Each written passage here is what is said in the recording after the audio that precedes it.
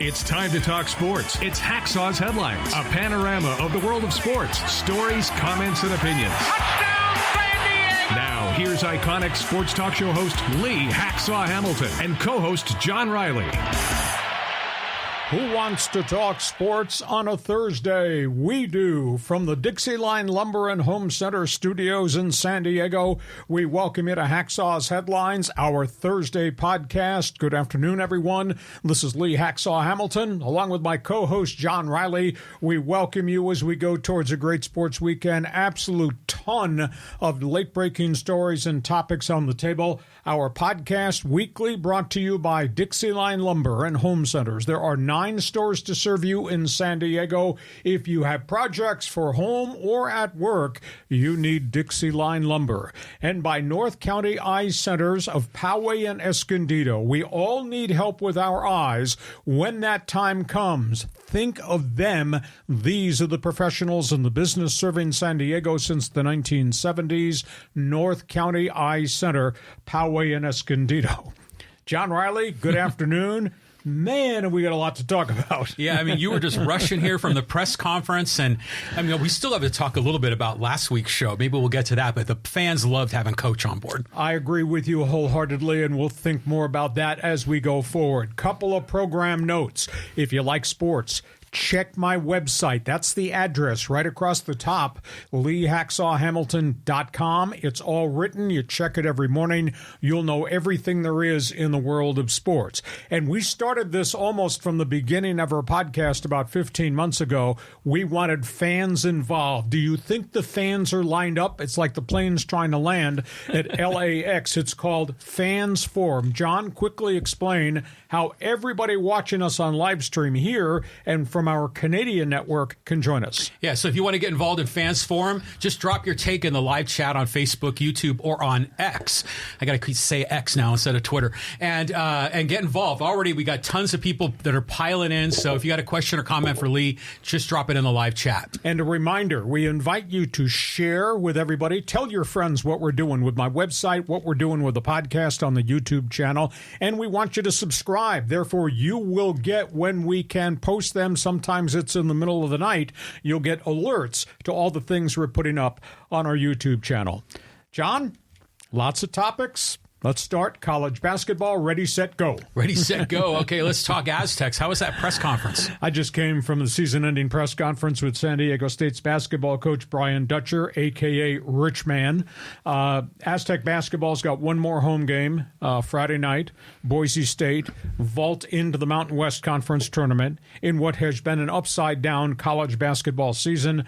The Mountain West is just phenomenal. The transfer portal has changed everything in the Mountain West Conference. Everybody's got players. There are 5, maybe 6 teams that could go to March Madness. Aztecs, they're on a bit of a roller coaster. The record is 22-8.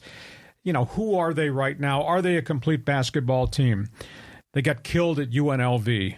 In your grill defense. Holy cow, the way the Rebels played in the first half of that game.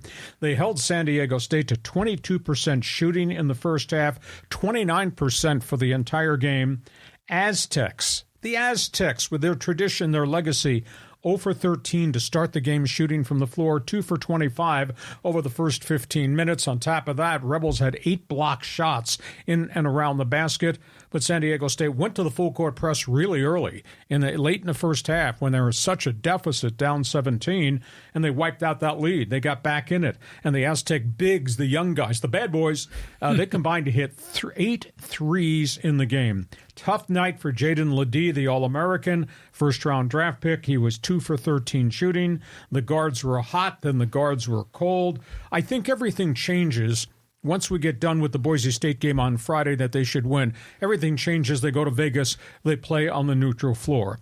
And if that's not enough, Brian Dutcher, lifetime contract extension at San Diego State. They rip up the old deal. It takes him through 2028.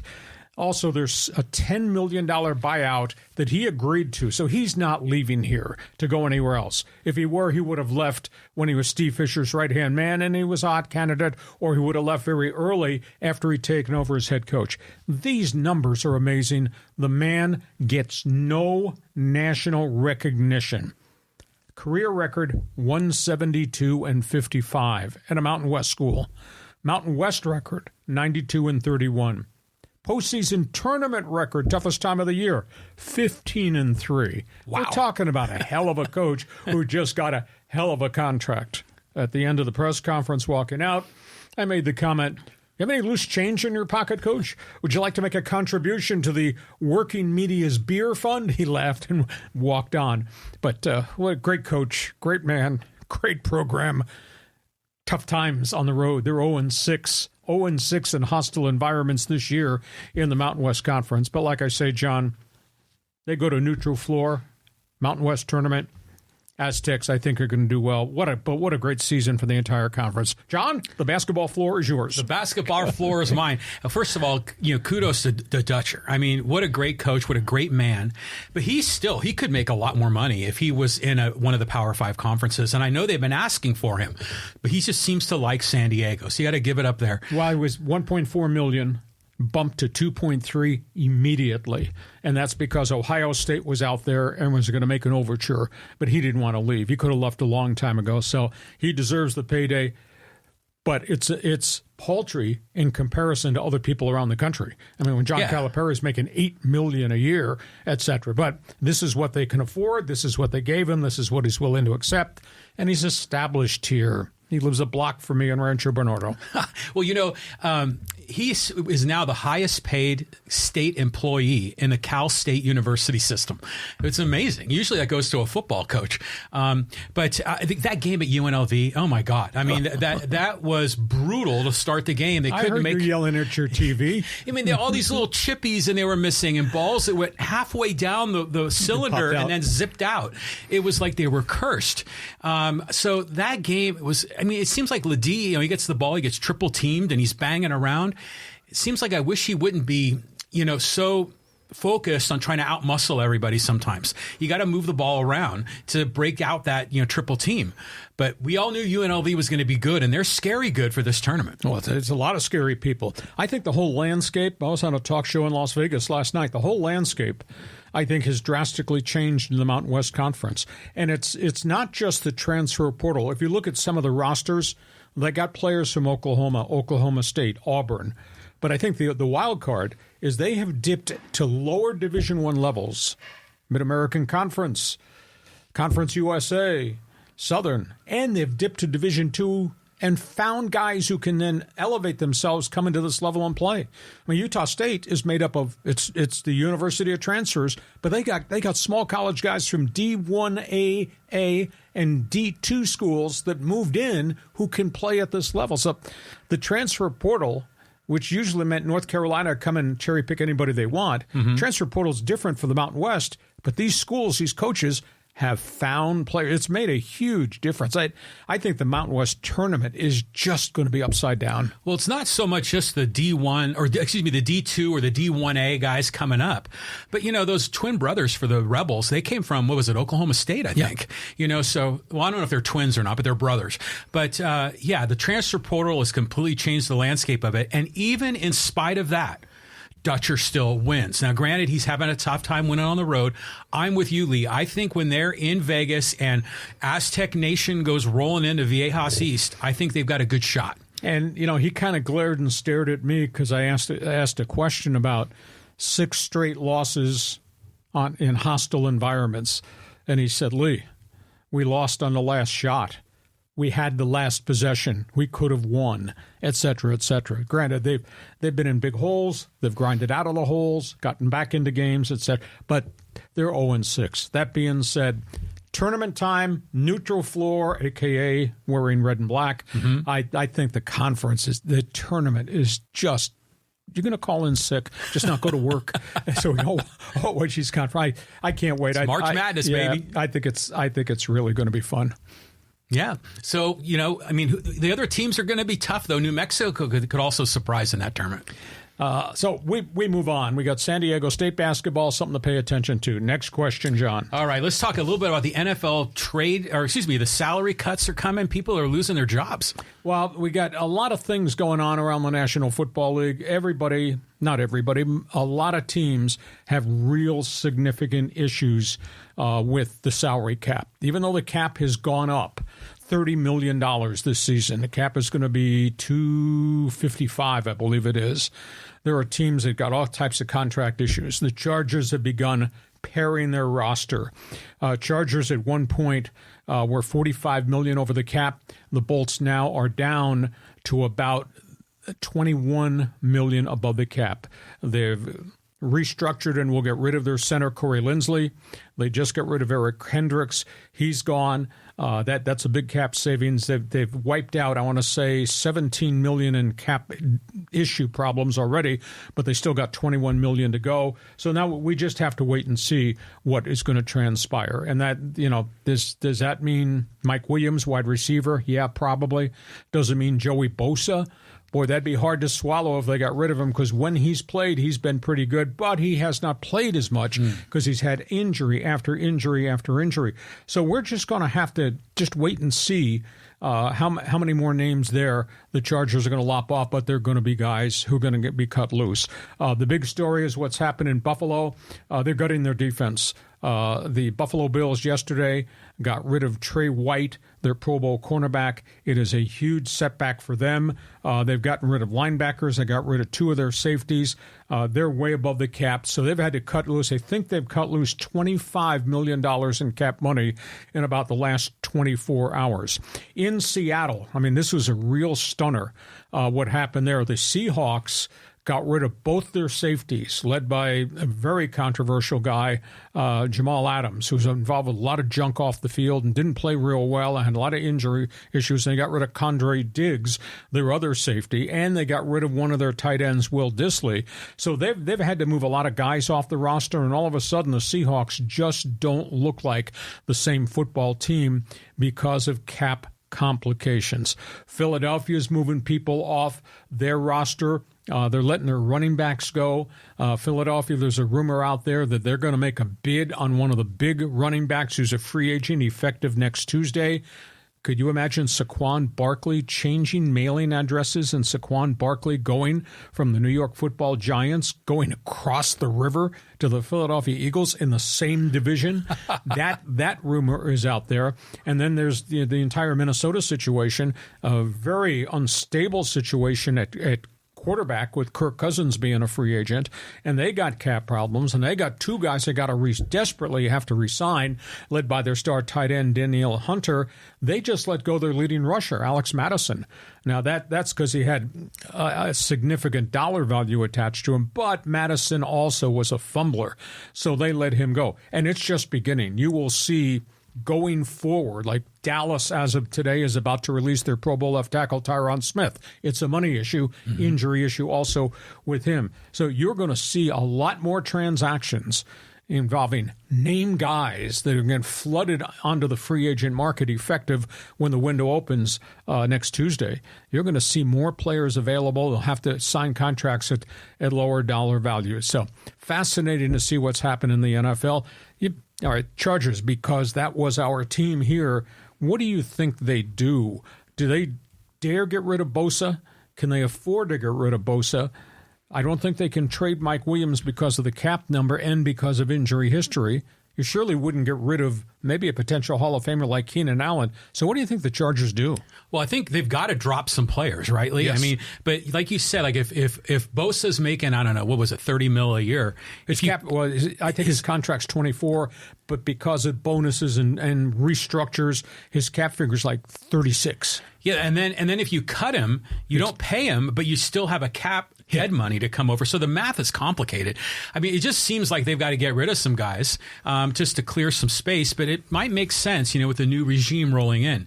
The thing that's interesting to me is how the NFL does not have guaranteed contracts. So unless you give the star guy a guaranteed contract. All contracts are not guaranteed. But if you're negotiating and come my team as a free agent and you want a 5-year deal and you want the first 2.5 years or 3 years protected, guaranteed, Some marquee players are getting a chunk of their contracts guaranteed. But when you throw signing bonus money into it, then it's just very complicated math. And you cut math class. I didn't go. I went uptown drinking the night they taught math in college. But it is the layers of complexities for the salary cap kind of make it hard to really explain. But you can get a partial guarantee contract. You can get a signing bonus, and all that filters in to how you configure the salary cap hit. Well, just imagine for a moment that the NFL had the same guarantee contract structure as Major League Baseball. I mean, what would you do when you're over the salary cap? You can't cut guys. You still got to pay them. So you'd have to maybe hope for a trade, or you would just be way the heck over the cap. So what do these NFL teams do when they're over the cap? Do they get penalized, or what is the story? Well, you get dead money. If you're over, you're talking about start of the season, you got to be below the cap number. Right. So the cap is 255 effective next week. You got to be 255. Oh, so you can't be over and get a penalty? No. Your penalty is the dead money that you're not going to be able to use the following year if you have to cut the guy. If the Chargers have to cut Bosa, his salary comes off. So they push themselves below the cap. But they take a 12 or 14 million dead money hit, and that's 12 or 14 that they can't use this season. Right. Yeah, so it's complicated. It's new math. But in the end, they've got to cut guys. And like I said, I think this may work out really well for Harbaugh and his guys so they can really get their team, their players on the field. Oh, Mr. Optimistic. You need players if you're going to play the game, John. Yeah. You can't, please don't tell me that by blowing out Bosa and Mike Williams and Eric Kendricks and some other guy that you're going to say it's not going to be the same. There's no Austin Eckler either. It's not going to be the same team. But they don't win with those guys. Okay. So why not get rid of those star players and start over? Your tolerance level's unbelievable. Hey, Fans Forum, you're just joining us on our live stream. You're an NFL fan. You're a Charger fan. You want to talk about what we just talked about. Dive in. Go to the chat box right now. Ask a question. Get ready for an answer. You may like it. You may dislike it. Too bad for you. But we're letting you be part of our show, Fans Forum, right at the end. We're not done with football topics on the table. I got a really interesting one I'm going to throw at you. Go ahead. Okay, we're talking NFL trades here. We're going to talk a little history, too. Yeah, let's first of all talk about the Russell Wilson situation. The Broncos cut him loose. Broncos are swallowing $39 million of their salary, a cap hit. Cap hit this year and a cap hit next year. The Broncos have given Russell Wilson permission right now, as of this morning, to be able to go talk to teams as a free agent, even though he's not going to become, quote, an official free agent till June 1st. So they're going to try to facilitate helping him land where he wants to go, get whatever contract. The thing is that, what's your favorite NFL team? The 49ers is my team. Just if the 49ers wanted Russell Wilson, they could sign him to the veterans minimum, which is $1.5 million. Oh, that's it. Russell gets all 39 from Denver.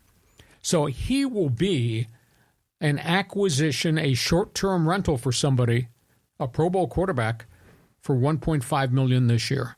They would then either keep him the following year or just use him for one season and go somewhere else. I was told this morning the Pittsburgh Steelers have set up a meeting to meet with Russell Wilson. Now, the question is, does Pittsburgh want to develop their young quarterbacks? Do they draft a young quarterback? Or do they rent a Russell Wilson for a year or two and get him dirt free at $1.5 million? So that's how this situation works. So Denver has allowed him to go. Now, I went back and did some research. Bear with me here so I can read what I wrote. In the history of the NFL, Russell Wilson trade has to go down maybe as bad as some of the others. Denver, Seattle, when they traded Wilson, the Broncos gave up 2 number 1s, 2 number 2s, and 3 players, including young quarterback Drew Lock. Unbelievable. Then they gave him, no, it's not. Now, this is unbelievable. They gave him $242 million guaranteed, and now they've cut him, and they got an $85 million cap hit. His record in Denver was 11-19. He played for Nathaniel Hackett. That was a horrible hire as head coach. He played for Sean Payton. Payton benched him at the end of the season. So just think of what Denver gave up. 1-1, 2-2, a 3, and 3 players, gave him $242, and then had to take an $85 million cap hit to get rid of him. How'd that trade work out? Yeah, not good. I mean, that GM is still employed in Denver, right? Yeah. Now, the Cleveland Browns, and again, these are modern-day trades. Modern day because of the salary cap. The rules are really different. Cleveland Browns, Deshaun Watson, and they got him from Houston. They gave up a 1, a 1, a 3, and a 4. That's a pretty significant price. Yeah.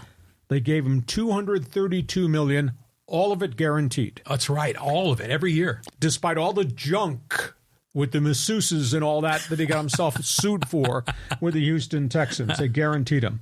The guy has played 12 of 34 games in 2 years. Unbelievable. Suspension first, this past year, severe shoulder injury, a.k.a. surgery.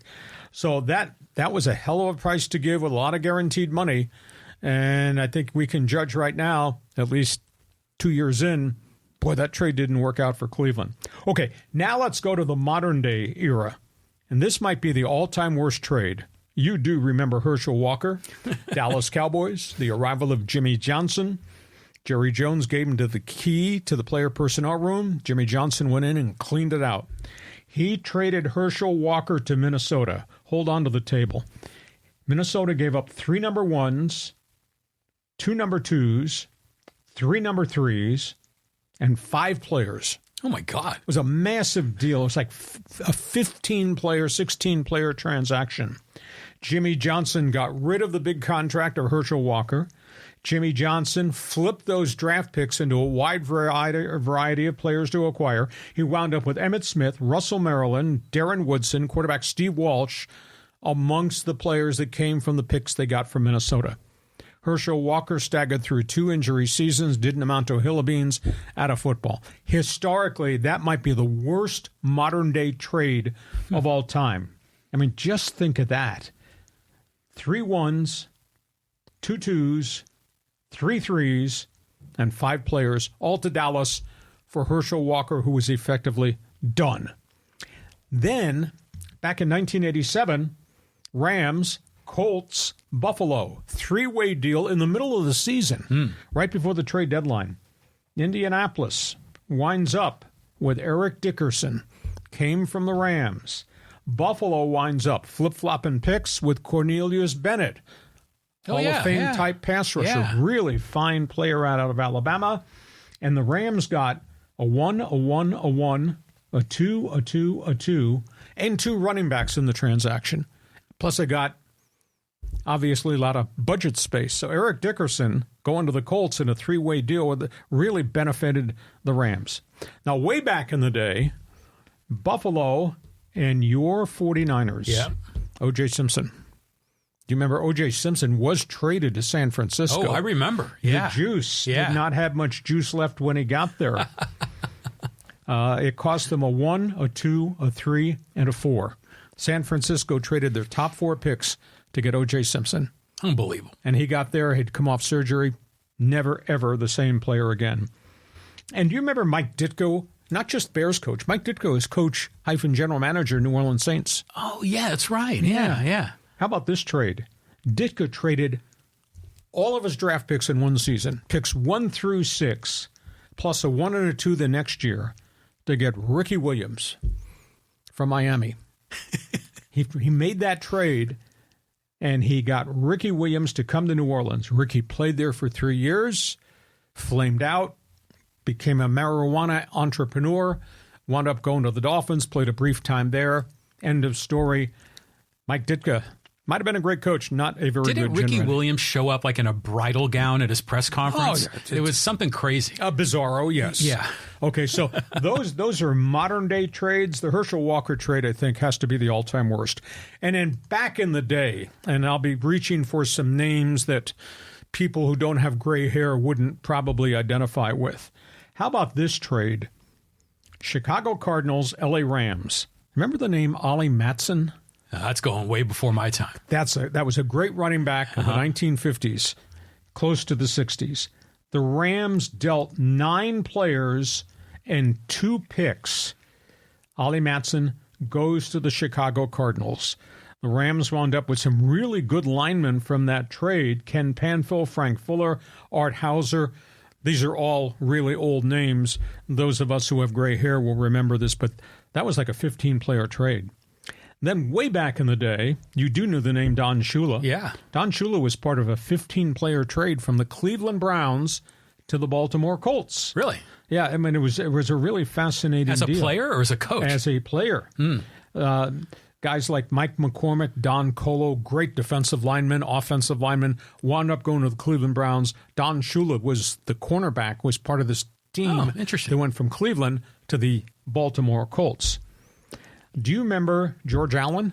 Oh, yeah, of course. You know, the Redskins, right? Redskins. Yeah. You know, the Rams adopted his philosophy a couple of years ago, F them draft picks. Yeah. So the Redskins made a deal with the Rams. Marlon McKeever, really good defensive player.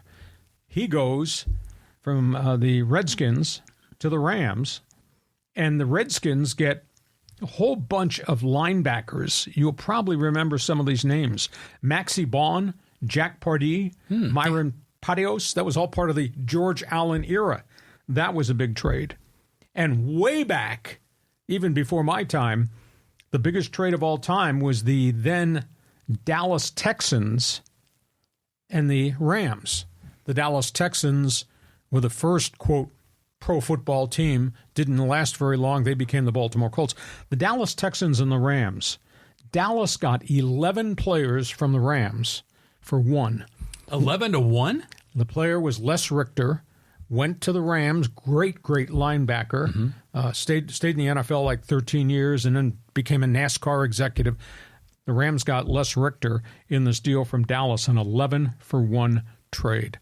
So those are the history of just unbelievable deals. So as you sit there in angst about Denver and what they gave Seattle to get Russell Wilson, and you look at what the Browns gave to get Deshaun Watson, think about the Herschel Walker trade that Jimmy Johnson engineered, the Eric Dickerson trade, the O.J. Simpson trade, the Ricky Williams fiasco, and then Ollie Matson way back in the day. It's fascinating. It took me about 50 minutes to go through and research each of these deals and said, oh, yeah, I remember reading about that trade. It's phenomenal. I mean, when you get a 15-player trade, 11-for-1. I get you couldn't do it now in the salary cap era. Of course not. But, so, John, go ahead, sort all this out. Sort it out. I mean, first of all, it's incredible, some of these deals. That Herschel Walker deal totally set up Jimmy Johnson to have that run in the early 90s. But the one that I remember, I was a little kid, is when O.J. Simpson came to the 49ers. And it was an interesting time because the Niners, they had John Brody and Gene Washington and Vic Washington in the early 70s, and they would get to the playoffs. They always got knocked off by the Dallas Cowboys. And then I think Brody retired, and they took a dip down, and then the Niners traded first of all for Jim Plunkett, right? And then they traded for OJ, and gave up a ton of picks, and they were terrible. Well, Plunkett had been battered in New England. Yeah, he got there and couldn't throw the football, and OJ had come off surgery after the electric company seasons for the juice in Buffalo, and he had nothing left. Just disastrous. He probably got hurt running through the airport, at Hertz rental car. But the other part of the story that's interesting is that my mother actually worked with OJ's sister at a trucking company in the city of San Francisco. They both worked in the accounting department, and they were really good friends. And OJ, is from San Francisco. He went to the City College of San Francisco before going to USC. So it was a nice homecoming, for San Francisco fans. But the trade was a disaster. The Niners had like a little bit of a run, like in the late 70s with that Orange Crush, the Gold Rush defense. Yes. They had all the defensive linemen, but it wasn't until Joe Montana came rolling into town that they got saved. Yeah.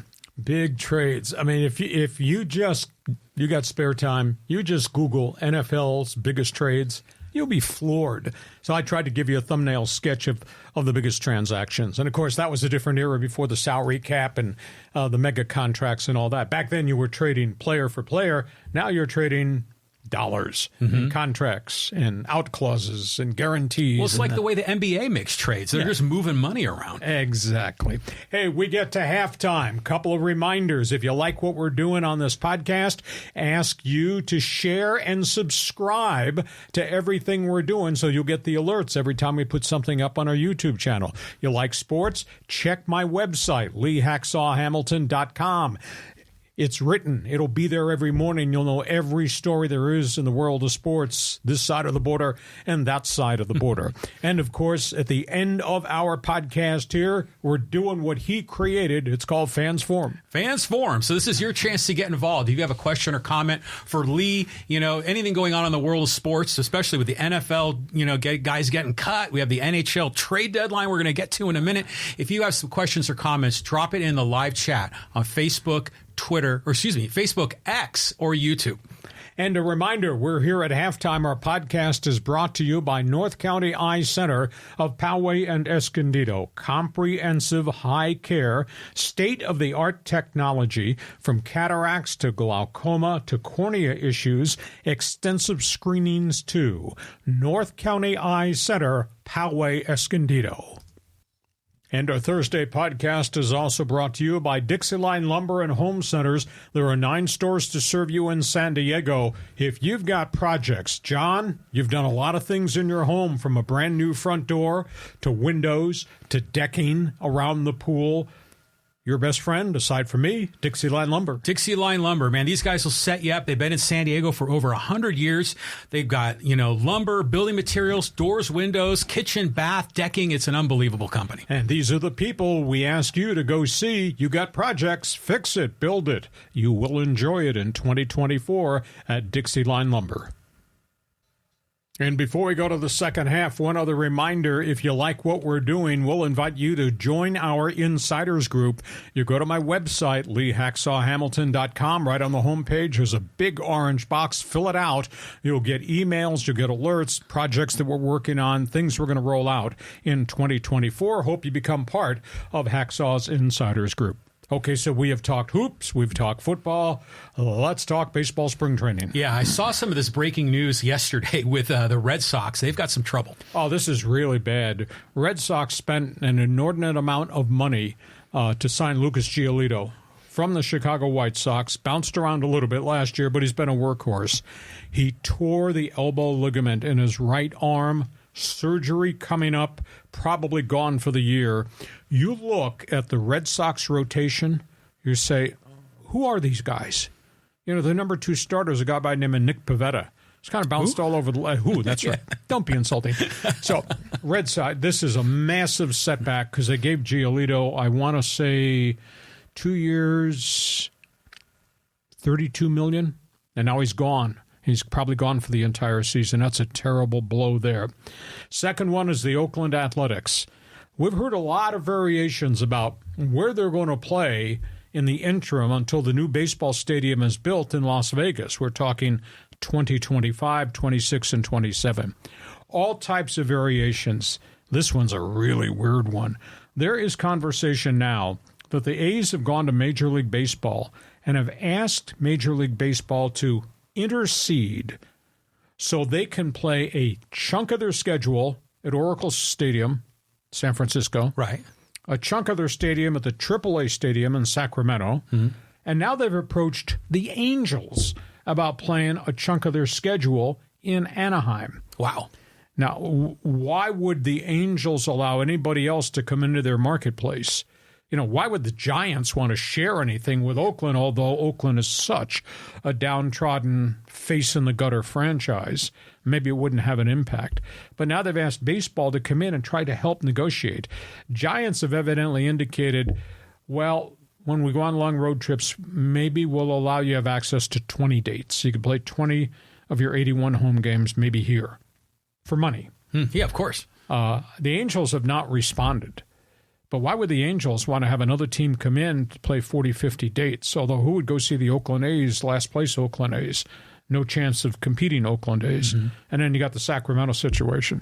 I mean, this has been so weird because they've looked at all these minor league stadiums and they're trying to configure maybe we should just play games in Las Vegas and Reno in the 2 AAA stadiums and just market ourselves for the next couple of years as Nevada's team. But they have a $70 million TV contract, and it's negated. If they leave Northern California, if they leave the market, the contract goes away. So that's why all of a sudden now they're trying to get the Giants back into the conversation, and now they approach the Angels. So you got that. And then one other note, that Hall of Fame slip of paper you had, put it back in your pocket. Okay. You were ready to vote Yosh Yamamoto into the Baseball Hall of Fame. Yeah, he's the ace of the Dodgers pitching staff, right? Did you hear what happened yesterday? He got lit up. There's concern that Yamamoto is tipping his pitches. Oh. That's item one. They think mechanically, if he is, they can solve it. For some reason, he could not pitch out of the stretch yesterday. Really? He just really struggled mechanically. Yamamoto, 3 innings, and this is the guy that throws 95 and his ERA's 1.20 in Japan and all that, and had the great dominant first start. 3 innings yesterday, 5 runs, 6 hits, 3 walks. He could not get anybody out, and they finally had to go out to the mound and drag him off. He really got lit. So you can't vote for him for the Hall of Fame this week. Okay. But anyhow, so there we are. John, your thoughts on how bad this Red Sox situation is, Yamamoto, and the Oakland A's. You got any space in your backyard play home game? Yeah, really. I mean, they got to find something. I'll just quick comments on each of those. First of all, Giolito, to me, was never really an ace, but he got big money, And it seems like the Red Sox kind of reached when they signed him, and now he's down. That's got to be just a punch in the gut for the Red Sox fans. No, you need to Google their roster, and then you'll be calling me back and saying, who the hell are these guys? Well, there was another pitcher on the team that just got an extension that I never even heard of him before. Yeah, well, they also traded Chris Sale to the Atlanta Braves. Yeah, exactly. So I don't know what the hell's going on over there. Now, as far as the A's, I mean, Sacramento makes the most sense. I mean, it'd be better for them to move into almost like a really good college stadium even, at Cal Berkeley or at Stanford. I mean, that would work out better than, going down to Anaheim. It reminds me of like when the Golden State Warriors first started, because they were kind of a mobile team. They used to play some games in San Diego way back in the day. But the A's, everything is going wrong there for that franchise. And then finally, we have with the Dodgers. Well, I mean, Yamamoto, maybe, nerves, big contract, Dodgers, all the focus, case of the yips, like Steve Sachs couldn't throw the ball to first base, something like that. He didn't show that the first start. First start, he was dazzling. Really? Yeah, three innings, 1 hit, 5 strikeouts, clocked at 95. And he came out there yesterday, and he was so out of sync. And they just could not settle him down. I'm trying to remember what the max limit is. Coaches and managers go to the mound and talk to a pitcher. Like, you can only visit the mound twice in an inning, then you got to yank the guy. Dave Roberts went out, the pitching coach went out, they couldn't settle him down. And he finally admitted afterwards he could not get comfortable working out of the stretch.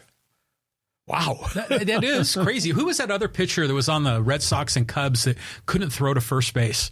He's a relief pitcher, yeah. No, there was a starter. It was a really good starter. Was it John Lester?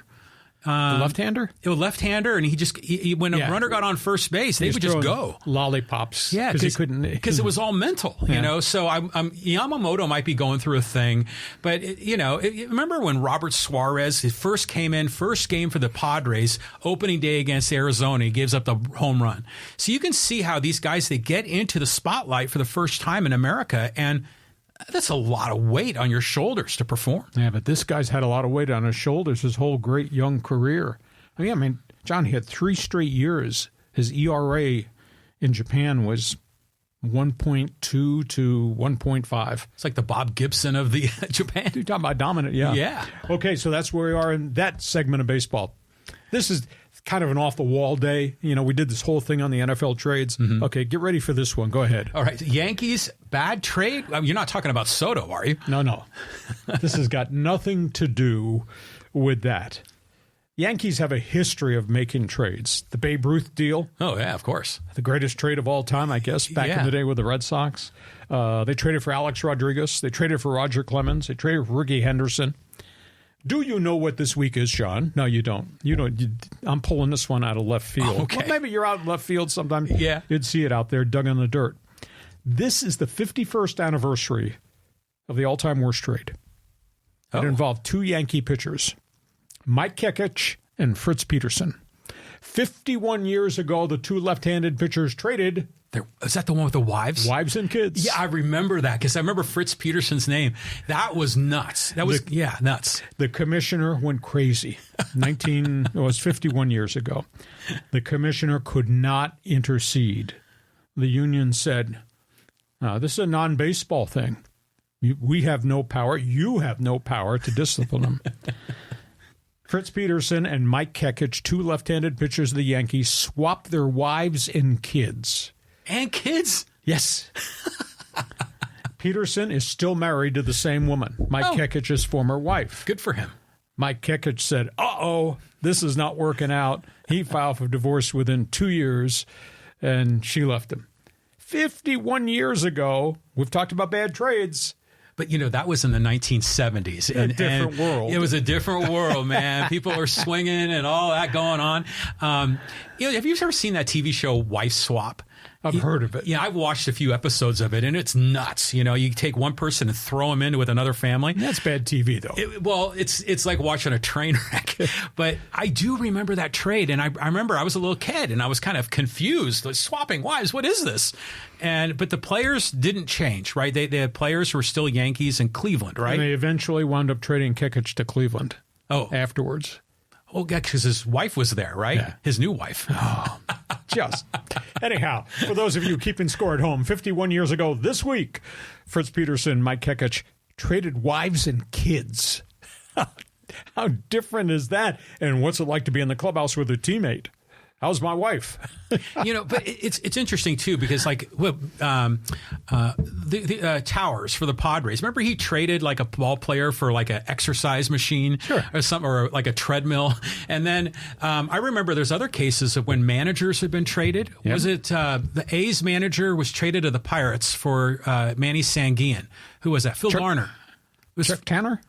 Or maybe it was Chuck Tanner. I don't know. One of them was traded for a catcher. But there've been managerial trades off and on. Some of them pulled by the Yankees, and obviously some of them done by Charlie Finley, who was obviously off in a different solar system. Yes, he was. So that's the story in baseball. Okay, let's circle this back here.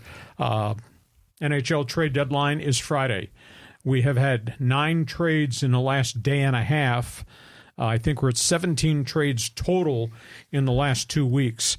Everybody is swapping out contracts and in some cases getting players on rentals to try to push themselves to the Stanley Cup. Anaheim Ducks have made a couple of deals. One of them was with the Edmonton Oilers. The Ducks traded 2 really good guys. Adam Henrique, the veteran center, scored 18 goals this year, and Sam Carrick, a San Diego goal player who got to Anaheim and they never got him out of the room because he played so hard and played so well and filled a certain role. Henrique and Carrick go to the Edmonton Oilers for a number 1 draft pick and a number 5. Then today, Ducks made another trade. They traded Jacob Perreault, who had been here with the San Diego Gulls, had kind of hit a wall, had not grown as a goal scorer. He got traded to the Montreal Canadiens for a young goal scorer in the American Hockey League. It's got 13 goals this season. Here's an interesting statistic. As tough as this Ducks season is to watch now, the Ducks now own 10 draft picks in June. They own a 1 and a 1. They own 2 2s. And they own 3 3-3s. So they've got a lot of currency in the first 3 rounds of this draft. It sounds great in theory, but the reality is draft picks and cap space can't go on the ice and win games for you the rest of the season. They're going to be miserable the rest of the season. So the Ducks have made a couple of trades. Las Vegas, last night, huge trade. Calgary is in fire sale mode. Calgary's traded a lot of guys away. They traded Noah Hannafin, really high-scoring defenseman. He goes to Vegas. He's a short-term rental, though Vegas is going to sign him to an extension. He goes for a 1 and a 5. Calgary also prior had traded Elias Lindholm, goal scorer. He went to Vancouver. This guy's got firepower, and Vancouver has just loaded this thing to try to get to the Stanley Cup Finals. Florida made a trade. They get former 40-goal scorer Vladimir Tarasenko. He comes from the Ottawa Senators. He's just not the same player. He'd been with the St. Louis Blues, been with the Rangers. Then he wound up making the move. Tarasenko goes from Ottawa on a 1-year contract to Florida. Really good trade. The Dallas Stars get Chris Tanev, another Calgary trade as the Flames are dismantling their whole team. Tanev is big, and he's gritty, and he's going to help the Dallas defense. Colorado. Now, this is hard to explain. How does Colorado get the leading scorer from the Buffalo Sabres, but they just did? Casey Middlestat gave up a bunch of draft picks and prospects to get him out of Buffalo. Sabres have got a lot of young players. They felt they couldn't re-sign everybody, so they traded Middlestat. What a great acquisition for Colorado. And, of course, prior, the Flyers, they pulled off the first trade leading up to the deadline, getting Jamie Drysdale from the Anaheim Ducks. So, John, for all of our Canada followers, unbelievable day, and we're not done yet. Last year there were 37 trades at the deadline, an all-time record. So as of noon today, I think the number was 17, and we still got some big names out there probably are going to get moved. But this is what we call moving day in the NHL. Well, when you rolled in here, you were looking at your phone trying to get the latest updates so you could share it with the audience here. You talked a lot about crazy, famous NFL trades. What about the NHL? Are there some really amazing trades? Well, there have been some blockbusters. I mean, I'm banging my head on the wall the day that Gretzky got traded from Edmonton to the LA Kings. What did the Kings give up for that? Oh, they gave up Jimmy Carson. They gave up a whole number of young prospects, goal scorers, and draft picks. And the Kings got Gretzky. They got Gretzky's right-hand man, Marty McSorley. Oh, yeah. Yeah, Yari Curry. I mean, there were a lot of mega names in that deal. Way back in the day, I was a kid growing up, and I said I couldn't believe this. The trade of Phil Esposito, legendary center. Oh, yeah. Bobby Orr was traded. Can you believe Boston traded Bobby Orr? So there have been significant deals, but it's really different now in the NHL. There's the young breed of Ivy League general managers, and these guys have come in, and I think their ideology is unless you got the number 1 or number 2, number 3 pick at the top of the draft board in June, the rest of these guys are so far down the road in terms of development, and I need to win now, or I want to win now, or maybe I get one more player that makes us a Stanley Cup team now. These GMs come in and take my number 1, take my number 2. It doesn't matter because I had a great team. I need one more guy that finishes this product off. So it's going to be fascinating to see if this is the new mode of business. I tend to think it really is. Edmonton's got a great hockey team, and the Oilers now add a really gifted second or third line guy in Adam Henrique and a worker bee in Sam Carrick from the Ducks. And they give up a future number 1, but the number 1's going to be at the bottom of the round. And I don't know how in the NFL they do this. You're drafting 18-year-olds or you're drafting Euros. Yeah. How do you project what they're going to develop into 4 years from now? Yeah. And it used to be you couldn't draft guys till they were 21. Then the World Hockey Association came in and they started signing all the 18 and 19-year-olds. The NHL says, whoa, we have to now make those guys available. But that's so far down the road. I'm not going to say it's a crapshoot because you find great hockey players lots of places, unless you're drafting number 1 or number 2 or number 3. But how do you project 8 rounds of 18-year-olds and what they're going to turn into? It doesn't make any sense to me. It's like MLB draft. It's like a real crapshoot, you know? But what do you think the Ducks are going to do? They're stockpiled with all those picks. Do you think they're going to trade maybe another Herschel Walker trade for the Ducks, or are they just going to build it with young guys? Yeah, they're just going to build it with young guys. But that sounds great in theory. Mm-hmm. Go down to the sports arena. San Diego Gulls in last place. They've had 3 bad seasons in a row because the Ducks have dealt a lot of players away. Ducks have pulled up a bunch of young players, and some of the players the Ducks drafted just have not panned out. So it hurts our Gulls franchise. And like I say, what are you putting on the ice for the next 2 years? All these draft picks are phenomenal, and all this cap space is phenomenal, but they can't win you games. You can't win with a pile of 18 and 20-year-olds playing in the NHL as raw rookies. To me, the learning curve is way too steep. So I understand the premise, assets, resources. But, geez, there's no guarantee these guys are going to turn out. And what are you going to do between now and then if they ever get good? It's a long road back. So when's the deadline? Deadline is tomorrow, Friday, 12 noon. Pacific time? Yes. Okay, so do we expect a lot more deals to go down? Well, there's still some big names out there. Mm-hmm. Yeah, Pittsburgh's got a goal scorer. They're going to move because they can't re-sign him because of their salary cap. Jake Gensel. That's one. There's a couple of veteran goaltenders. Jacob Markstrom of Calgary. I'd hate to be a Calgary Flames fan. Holy cow, they're trading all their players. Again, they did this a couple of years ago with Johnny Gaudreau. They traded him. They traded some other the young players.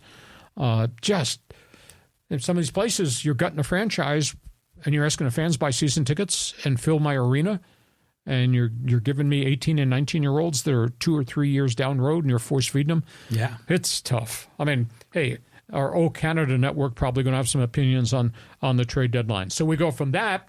Let's talk soccer. I mean, there was a big match here in San Diego. Got a lot of rain. Oh, a lot of controversy. Holy cow. CONCACAF, which is the one that runs the Gold Cup. The Women's Gold Cup is being played here in San Diego. They played the semifinals games in a massive driving rainstorm. Team USA beat Canada penalty shots after they had slogged through 120 minutes in the mud. A lot of criticism from the players, a lot of criticism from people around the country towards CONCACAF. You could have postponed that doubleheader and played it tonight. The sun is shining right now in a pretty good field situation. So they had Brazil shut out Mexico in one semi. USA slopped their way through a win. Their goaltender was phenomenal in the shootout, made 3 saves. So USA is going to play Brazil for the Women's Gold Cup on Sunday. But, I mean, it was just horrible, the weather conditions that they played that game in, and the injury factor for players. I don't understand. You put these people out there playing in mud and slop. Now, we had an MLS game last week in Salt Lake City. One of the coaches got fined $10,000 for ripping the officials. The game was played in a snowstorm. Really? And it was slick and slippery and icy. And they played the bloody MLS game. Unbelievable. Players' risk, players' health. Yeah. That's got to come into the equation. Other soccer story. This is really interesting. If you follow the English Premier League, John and I can't be the only guys who get up at 4:30 on Saturday morning to watch EPL games on TV.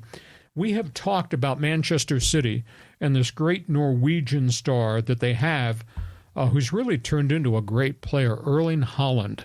He scored 80 goals in his first 84 games playing for Manchester City. I mean, it's a goal-scoring machine. Wow. Anyhow, he's got contract. He's got opts out. And there's rumors that people are talking to his people about opting out.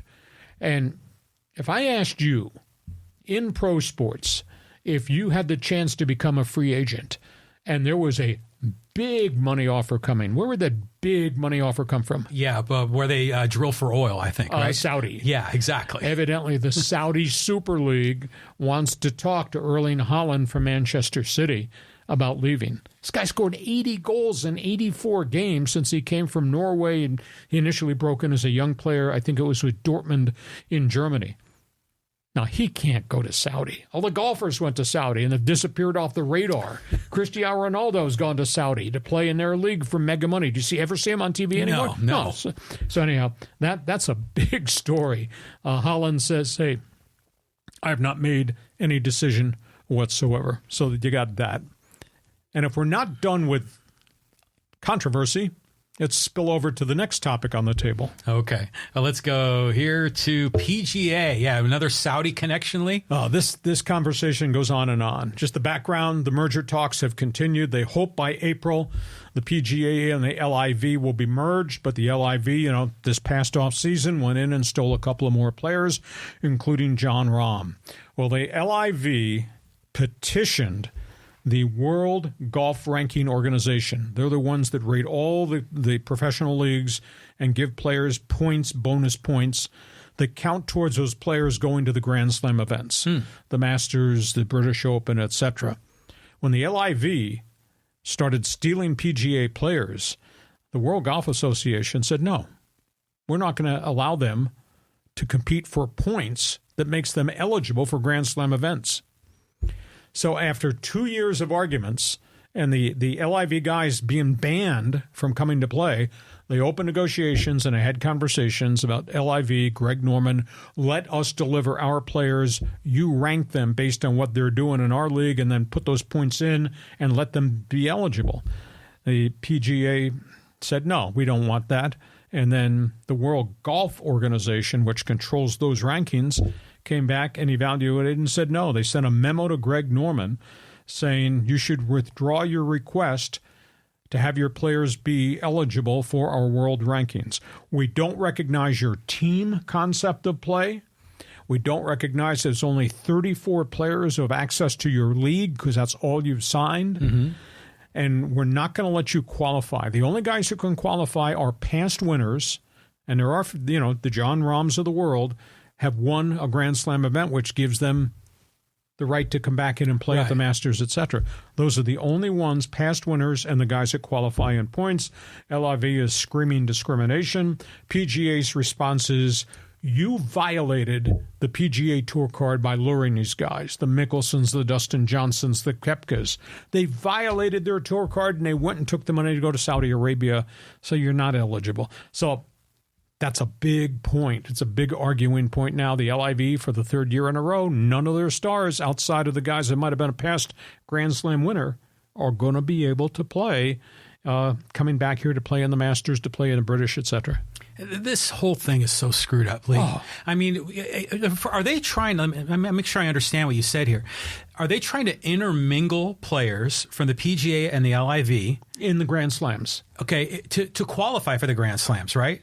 You have to qualify if you're not a past winner, right? Okay, you qualify by all the points you build up in all the tournaments you play, whether you play in the European tournament, or you play in Japan, or you play on the PGA Tour. That's how you build your points. Okay, so the LIV's been banned. The LIV players have been banned from earning points in those tournaments because the LIV's got them playing in Saudi Arabian League. Right, yeah, because and there's a grudge mode and everything else going on. Okay, this is interesting because at first I thought, it was a little bit of a, unusual way to kind of, how do you rank players that are in different leagues, like in different universes.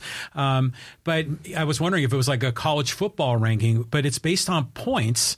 But it's like not an apples to apples comparison, is it? Well, it's apples to apples in every tour except Saudi Arabia. They're not playing medal play. Right. So how do you calculate points and try to have some normalization of the numbers? We don't agree with the format of the tournaments you're running, which is team play. Yeah.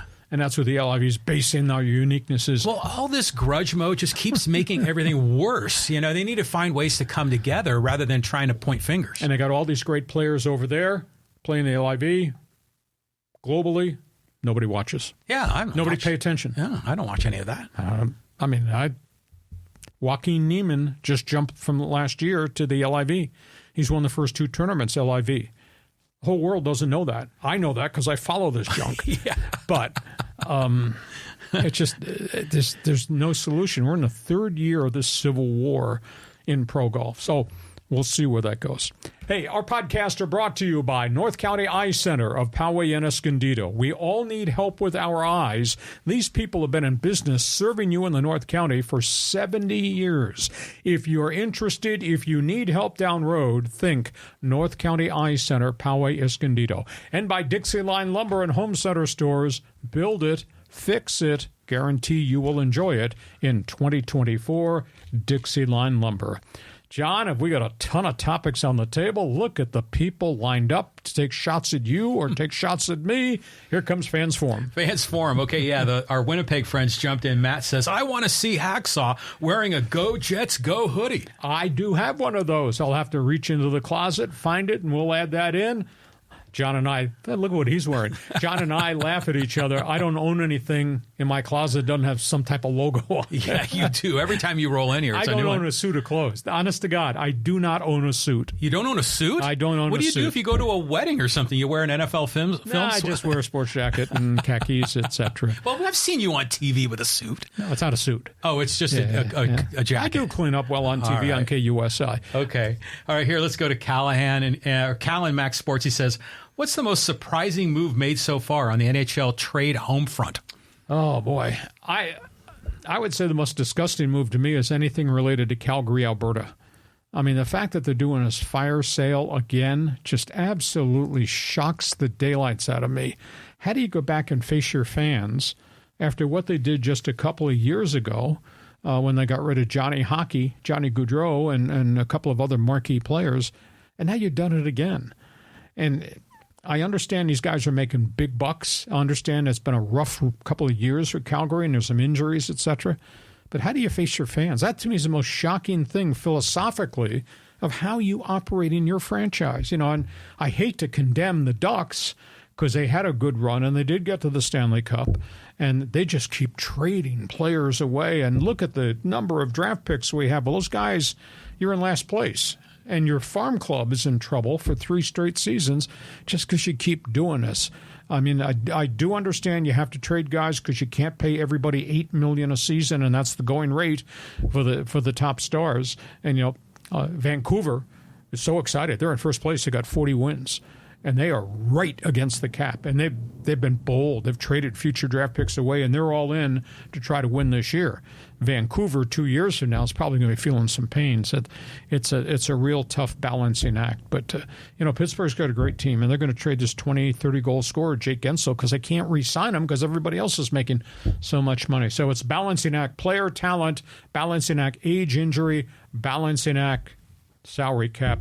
Got to do something different. How are the season ticket sales for the Anaheim Ducks? Are they still doing well? Or there's more empty seats there. Mm-hmm. I just wonder if anybody's going to wake up one morning and be critical of that organization, because the media in LA and Orange County, it's like everything's beautiful. It can't be beautiful when you've been in the dumper as long as you have. Look at what the Kings have done. I mean, the Kings are an upper echelon team, rebuilt it with the draft, made some bold trades, took on some huge contracts, handed out some huge contracts. Hasn't always worked out, but yet the Kings, if they get to the playoffs hot and they get to the playoffs healthy, Kings are going to be a dangerous hockey team. You can rebuild it, you can fix it, but this continual exit of marquee players, to me, it's just absolutely stunning to me. It's exhausting as a fan, Just when you get attached to a guy, the next thing that he's gone. Okay, next question. Next question. Let's go here to Dave.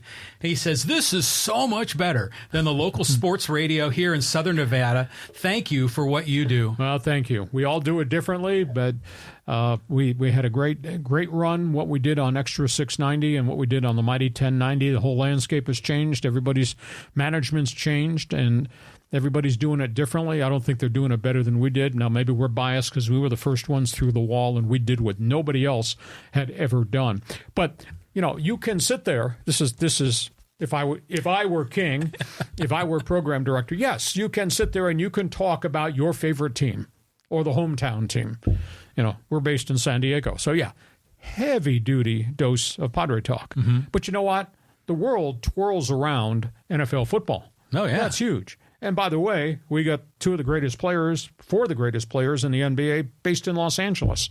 And by the way, there's a certain segment of my audience that are hockey fans. So we're going to do that. And we're going to cover PGA LIV or Tiger Woods controversy or NASCAR, Formula One or Indy.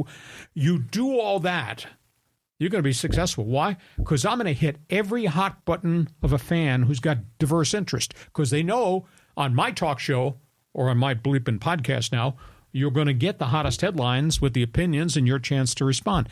That's what you have to. If I were king, that's what my sports talk radio station would be. I would not talk lifetime Padres. I would not talk lifetime Raiders. I would not talk lifetime whatever. You got to appeal, John, to all the people out there on the waterfront, including you. Yeah. That's how you and I became friends. That's exactly right. I mean, regretted every minute of the day. I just remember in the 1990s, the high-speed sports wire and the deluge of content that came rolling out of my radio in my car. But, a lot of other talk radio guys in sports, a lot of times they don't even talk about sports. They're talking about music trivia and silly things. But is that really getting the ratings? Is that really what program directors want? There are a lot of stupid people out there that must think it is, yeah. Mm-hmm. Yeah, I punch in and out. I listen to a lot of stuff. I'm a huge Sirius XM guy because those are my guys because I worked there for a while doing weekends for them. But, you punch up a talk show. I heard one show one morning talking about wedding invitations. Oh, yeah? And another one was talking something about paying taxes. I said, well, geez, I got to make sure I circle 8 a.m. on Monday on my calendar because I bet maybe you're going to talk about menopause. On Sports Talk Radio, you got to be kidding me. You're driving me crazy. So, yes, thank you for the compliment. Yes, we did it right. We are bleeping brilliant. We are bleeping brilliant. Well, you are at least. All right, let's go here to October. He says, what a disaster with Russell Wilson. They're going to carry that cap hit for what, 2 years? Does Sean Payton survive that long? Well, he must have had the approval of ownership that this did not work out. This is not on my watch, so let's make a move to get rid of it. Russell Wilson is going to be a nice minimal wage exemption for somebody to get. And you look at all the teams that got problems. I know up in Las Vegas, because I was on a show up there, they're talking nonstop Russell Wilson. Well, does that solve your long-term quarterback issue? Antonio Pierce made the comment at the Combine this past weekend, said we need to rip the Band-Aid off this. We need to go get a long-term quarterback. Well, they had one with Derek Carr, and they got as much as they could out of him, and they wound up letting him go to the New Orleans Saints. Does a 1 year or a year and a half rental of Russell Wilson make you a better team, or are you a better team to try to trade up and maybe get access to J.J. McCarthy? Or maybe you really do the in-depth evaluation of Bo Nix, Michael Penix. Could they be the next star in waiting? So, the Raiders, based on their history, could rent Russell Wilson. Pittsburgh is going to meet with Russell Wilson. But that's a short-term rental. Do you not need a real long-term solution? And a Raider fan says, well, the Raiders, why not? There's so many other great quarterbacks. You could do both, right? You could take Russell Wilson for a year while the new kid is kind of learning on the ropes, because you don't want to throw a Bo Nix out there opening day, in September of 2024. It may be too much for him. But wouldn't it be nice to have Russell Wilson and then kind of transition to a Nix or a Drake May or somebody like that? The only issue is if Russell Wilson's going to come play for 1.5 this year because the Broncos are paying a salary, is he going to want $38 million in the second year of the contract? You're going to pay him $38 million the second year to be a Raider? Well, but if you cut him, then who takes the cap hit? Depends how much of it's guaranteed, what kind of bonus, but it's complicated. It's just bad math. Yeah. So that's where we are with quarterbacks. The Russell Wilson thing, I still think he's got football left. Last year, as much as there had been issues and injuries, they were wrecked by injuries again. He threw 28 touchdown passes and 7 or 8 interceptions. He had a competitive year with a lot of problems around him, but obviously he and Sean Payton didn't see fit together, and that cap number is just monstrous. Just brutal. All right, let's move on here. Let's go to Roberto, and he says, hey, if the Padres get Tommy Pham, will he be a good fit now with the roster here? Well, they kind of think so. He had a real bounce back last year. He finished up real upbeat with Arizona. But I'll also tell you, we've seen this movie before. When he was here before, he hit 220. And he was a bit of a distraction. Is he a good team guy? I think he is a good team guy. I think he's a good clubhouse guy, just cut from a different cloth personality-wise. That's a huge question. But I guarantee you he's not coming to play in San Diego for $1.1 million. And the Padres don't have very much money left in their budget. I think that they'd like to retain some budget space below the luxury tax. So if somehow, some way, they're in the wild card race, they could actually make an acquisition at the trade deadline. But if you're up against that luxury tax and you don't want to go over the tax again because they've done it, a couple of years in a row, Pham can come in and play and he'd give you innings and maybe hit a few home runs. But if he starts to eat up, if he wants $5 million, I can't see the Padres doing that. Have you noticed that some of the older free agents that haven't been signed yet have been turning in their retirement? They've been announcing a retirement. I think Zunino, who's the catcher for the Rays. Josh Donaldson. Was the other one. Some of that's injury related. Some of those guys have a lot of mileage on them and just have had. Josh Donaldson just woke up one morning and just broke down. I mean, you talk about all the issues with his calf, hernia, hamstrings, boom. He turned out to be an old player. Real good baseball career, but at the end of the stage with the Yankees and in the Blue Jays, just you hate to see a guy hit 138 who was this power-hitting, real good ball player for a chunk of time. Yeah, no, that was a sad story. Let's move on. Let's go to John. How about having the A's play in Lake Elsinore? Oh. That's not a bad idea, but they probably wouldn't get the TV money because it's not Northern California. That's right. This is a mess. That ownership is a mess. Why baseball allowed this mess to go on and on and on. That's a big issue, too. So I don't know what the perfect solution is. I think, and it's easy for me to say because it's not my money, but I think you should take the franchise, you move it, you split your schedule between Vegas and Reno, although playing in Vegas in the summer is going to be a bear. That's really? So brutally hot. Really? But what you do is you just market it through the state of Nevada and the Rocky Mountain region. Come see Major League Baseball in these venues. But that's 3 years. That's a long time. The union's going to raise hell about this. Why can't they just go play in Allegiant Stadium where the Raiders play? Can they make it fit? You're talking about no, that's not a baseball stadium. No, that stayed out like that. Oh, it's like a big rectangle. Oh, yeah, you can't play baseball there. And obviously the relationship with the Oakland Coliseum is just shredded. And, even if they go back and say, okay, we'll sign a 3-year extension to stay and let's make it work financially for you and us and blah, blah, blah. You think Oakland A's fan is going to come to a game? Do you think they want to support John Fisher, the owner, after what he's done to the heritage of the franchise? And by the way, the product is terrible. Yeah, I mean, that's why the minor league stadiums are so good, because it'd be a novelty for those fans. Yeah, there's another Oakland A's comment. Let me get this one in real quick for you, Lee. He says, Emmanuel says, with the A's new Las Vegas stadium designated or designed out this week, do you think that Fisher can build it? Everybody seems to think it's going to get done. There seems to be an upswell, though, recently about using state funding for part of that deal. It's like $380 million is caught in the middle. I guess what shocks me, because Major League Baseball does not do what the NFL does. The NFL becomes a partner in the construction of new stadiums. They guarantee they will pour a certain amount of money into a new stadium, like the Buffalo Bills Stadium that's being built right now, and the owner of the club pours amount of money in it, and then the cities and the counties, or to the states, they put it's an equal share thing to come up with the $1.3 billion for the Buffalo Bills Stadium.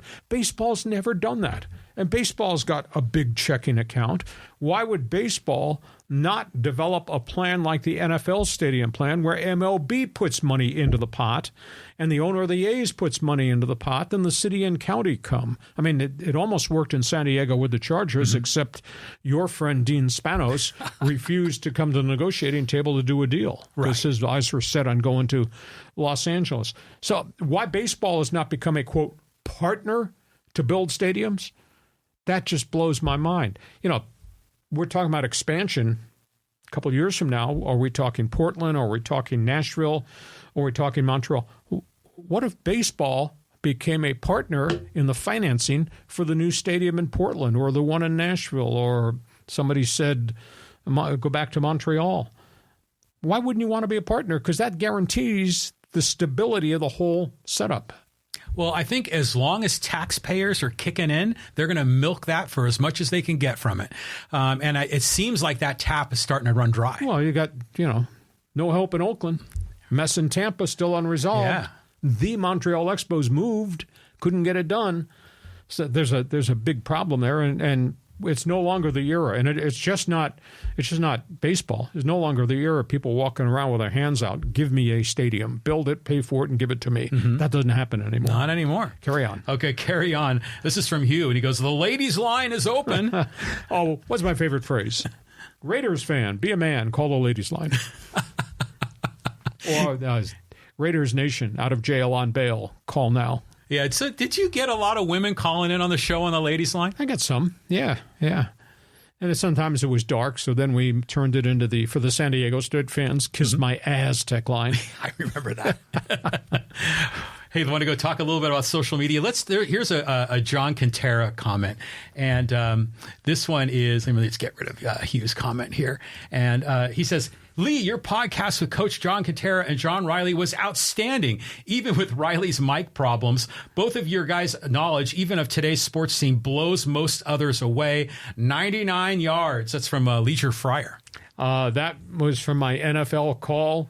Chargers were playing in Seattle the year we went to the Super Bowl, and they were having a real tough time against the Seahawks. They were blitzing our brains out, and they had sacked Stan Humphries, the Chargers star quarterback, a bunch of times in the first half, and they pinned us back to the 1-yard line. And it was third down, and they come to the line of scrimmage, and I mean, the momentum. We were playing at Husky Stadium in Seattle because the Kingdome was in the process of being renovated, and we're playing in the outdoor stadium. The noise, the bedlam was unbelievable. And Humphreys comes out of the huddle, and I just made this comment, 3rd down and 99. What are you going to do? And Jim Laslovic, one of my color analyst partners, said, throw it. And Pat Curran, third man in the booth, said, throw it deep.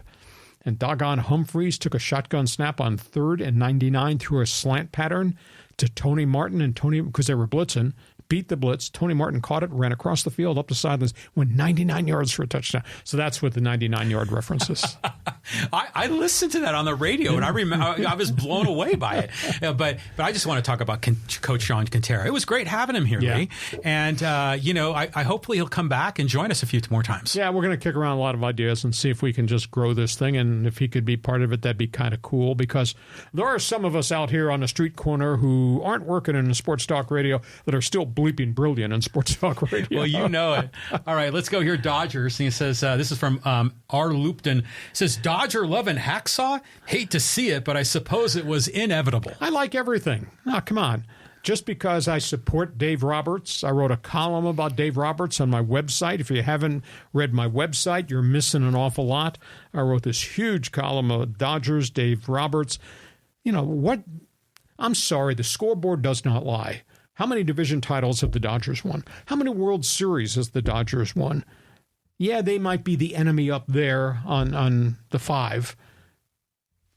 But that's their legacy. They've accomplished it. Respect them. Hope your team gets to do it again, etc. So don't be in grudge mode. Dude's wearing his Padre gear.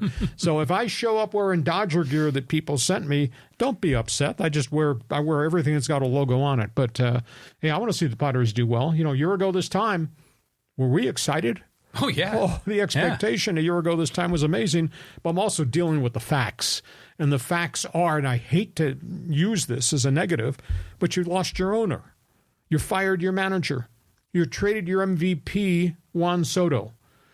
You have lost your $60 million TV contract. You had to pay $40 million luxury tax to the commissioner's office because the contracts your GM gave out did not work out. You lost your Cy Young Award winner, your ace closer. You lost 3 other starting pitchers in your rotation. Those are the facts. That scoreboard does not lie. And that's what the Padres have to overcome now. So I'm not being negative for the sake of being negative. I'm just giving you the facts that are out there. Hope you understand that. You know, it's a fun thing to follow, like a storyline on Twitter, is how fans try to figure out if a certain announcer is a fan of a team or if they're a hater of a team. And some fans are convinced of this in certain cases. You looking at me? Well, I don't know. I mean, they're thinking you're a Dodger-loving Hacksaw. No, I appreciate the accomplishments of the Dodgers going back to Jackie Robinson's era. I'm a baseball historian. I like balance. I like big plays and talking and getting excited, big plays. I hate losing. I hate when it sets in that wipes out a whole season, but those are the facts you have to deal with. But to be a talk show host is different than being the voice of a team. Your voice of the team, you want the team to do well, and you're going to paint the picture, and you'll make some comments. Talk show host, I'll talk about everything about why they won or why they lost. That's part of my job responsibility. It has nothing to do with being a homer or hating anybody. It's just dealing with the facts. No? Yeah, you're right. Yeah, you're right. But still, fans are always scheming. They think someone's out to get them, with some of these announcers. Hey, let's talk hockey fights here. This was a really hot topic. Oh, boy. In social media. From John Hopkins says, hey, what about that heavyweight? Oh, there's actually a second one. This may be a little better than this one. But what about that heavyweight match in Saturday's Toronto Rangers game between Ryan Reeves and Matt Rempe? Or Friday with former teammates Garrett Hathaway and Tom Wilson squared off at the urging of Flyers coach John Tortorella, who whispered into Hathaway's ear in an attempt to fire up the Flyers. There's been an outbreak of real violent stuff in the league in the last couple of weeks. There've been, first of all, Rempe is a 6'7" guy. His hits along the boards are borderline illegal and dangerous. And he's an accident waiting to happen. You can't have nor tolerate guys running guys head first, face first into the boards. There was an awful hit in the Calgary. What game was it? There was the Calgary-Seattle game this past week. Terrible hit. The guy that got hit the blow could have broken his neck. And I asked the question, they just suspended the Calgary guy 3 games. This came after the Morgan Riley 5-game suspension. I just asked the question, do we need a death on the ice? Somebody to break their neck because of a cheap shot hit before we're going to take more rules? It's a great game. I understand you do bang. You do check. There will be hits. I don't understand taking 5 strides and planting a guy face first into the boards, into the glass. It's terrible. It's unethical. There's no reason it. You have a right to earn a living as a hockey player. I have a right. I don't have a right to take you out of the game with a brutal check that could maim you, cripple you, just so my team can win. That's not what hockey is. And they've gotten rid of the goons because of the salary cap. And I know there's a segment of society that says you need to have the players police the other guys if things get out of hand. Accidents do happen. Guys get speared. Guys get cut. Guys get hit with high sticks, etc. But some of the stuff we've seen, just going out looking for it, I just don't think the NHL needs to market Rempe getting involved with 4 fights in his first 6 games. And at the end of the day, I wrote this on social media, and I took a lot of heat. Those 2 guys in that haymaker fight, estimated time of arrival of CTE showing up that'll take their lives, 10 years from now. Oh, yeah. I mean, when you got guys getting blows to the face, as many as some of these guys have taken, this is going to end up bad. It's going to end up like Bob Probert and some of these other guys who died or committed suicide. And Gary Bettman, there is no link between fights and concussions or concussions and CTE. What the hell college did you go to? Really? You ought to read some of the reports that I've read. So, I mean, it's a great game. We don't need vicious fights to sell the game of the NHL. I'll step away from the podium. Well, hockey fans in social media were totally on the other side of this one. They insist that fighting is an important part of the game to protect the stars, to police the sport. Some even compared it to a Major League Baseball pitcher plunking a batter. Do you see them as parallel? Does that mean a pitcher on the mound has a right to throw a ball to hit you in the temple of the head because the prior batter hit a home run? The inherent danger if you hit somebody in the temple or here with a fastball. But they're getting high stick there, aren't they? Who? Well, these hockey players. I mean, they're getting... Some of those are accidental. If you take the goons out of the game, then there's no goons to do that kind of stuff. And then you don't need guys to respond if a guy gets cheap shotted and cheap shots Wayne Gretzky, because those goons will be gone. I'm sorry, we just don't need... I don't need to throw a fastball in your ear to prove something because I'm pissed the guy before you hit a 3-run home run. That's not sport. No? Yeah, I agree with you. I mean, I just think we know so much more scientifically about CTE. Yes. We got to protect these players. Hey, let's move on here. Talk a little bit about Blake Snell. This is from One Man Nation. He says Blake Snell is a victim of his own for being greedy and listening to Scott Boras, who everyone knows is the king of greediness. Well, he does things for his clients. He's very successful. By the way, I wrote a column about Scott Boras on my website. If you're a baseball fan, you should check that out. At the end of the day, though, because of the luxury tax and all that, a lot of money's been spent, and there's not a lot of money out there left. And then, as we talked about last week, now the situation with Blake Snell, he's a free agent, yes, but the Padres gave him a qualifying offer of $20 million that he rejected. By virtue of rejecting that, anybody that signs Blake Snell now gives up a 2nd-round pick and a 5th-round pick as compensation. So if you've got a team, and I'll just walk through this again. The Yankees were interested in Blake Snell. The Yankees offered a 6-year contract. Scott Boras came back and said, I want opt-outs after years 1, 2, and 3. The Yankees said no. Scott Boras said why? Well, he knows why. Because if the Yankees signed Blake Snell, $30 million a year was the deal. Yankees had to pay a tax on the $30 million per season. And because they've been over the threshold so many times, the tax is 110%. So if the Yankees sign Blake Snell, they have to give up $33 million as a tax payment each year. So instead of a $30 million contract, it's really a $63 million contract. Unbelievable. Okay? So it's $33 million. And because it was offered by the Padres, they have to give up a 2 and a 5 in draft pick compensation. And because of the fact they're over the limit, they forfeit $100,000 of their international signing pool. Well, their signing pool only has $500,000, so you're giving up a chunk of your international pool too. All to get him, who could opt out after the first year? What kind of business decision is that? Well, what's Snell going to do? I mean, do you think we're getting near opening day? Do you think he may run out of time and not get signed anywhere? I find that hard to believe because there are people still need pitching who have budget space. So, I'll circle back. The Angels owner needs to do something to save his franchise and save whatever credibility Artie Moreno has left. Sign him to a 3-year deal. And Give him an opt-out after the second year. He'll be a free agent after the third year. But I wouldn't give him an opt-out after one because you're paying a lot of money and you're giving up draft picks. So I don't want him one and done here because it's the cost of the contract and what you're giving up. Big issue. It's very complicated. Did he put too much trust in Scott Boras? Boras gets results for virtually all of his clients. But we're sitting here right now, just before the Dodgers and Padres leave to go open the season in South Korea. And we're sitting here, there's 2 weeks left in spring, 3 weeks left in spring training. Snell's available. Jordan Montgomery's still available. JT Martinez available. And they're all Scott Boras clients. Well, do you think Boras is greedy? Is that, I mean, that's what, One Man Nation was saying. Is it greed? He's doing his business for his clients. Well, yeah. I mean, because I think that ball players are trying to make the most they can. Sports talk show hosts are trying to make the most they can, and teams are trying to maximize their budget. So everyone's seeking their self-interest. But is it greed? I don't know. I think he's just trying to get what he thinks he deserves. It's his business, the way he shapes the business and what he wants done. Yeah. He only represents great players. He doesn't represent the 28th guy on your Padres, your Dodgers, or Angel roster. That's true. So he wants the marquee guys he can get the biggest payday for with the highest average salary.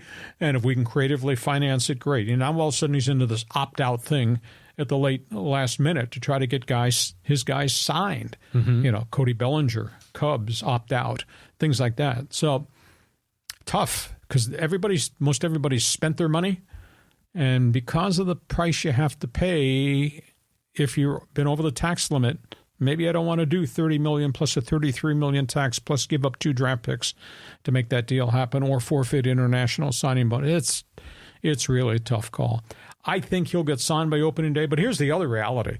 He's up in Seattle, and that's where he lives in the offseason, and, he's throwing at his high school stadium. That's not amping up, getting ready to throw in a major league bullpen or to get ready for a game. So he's going to be, I think, behind the curve when the season opens.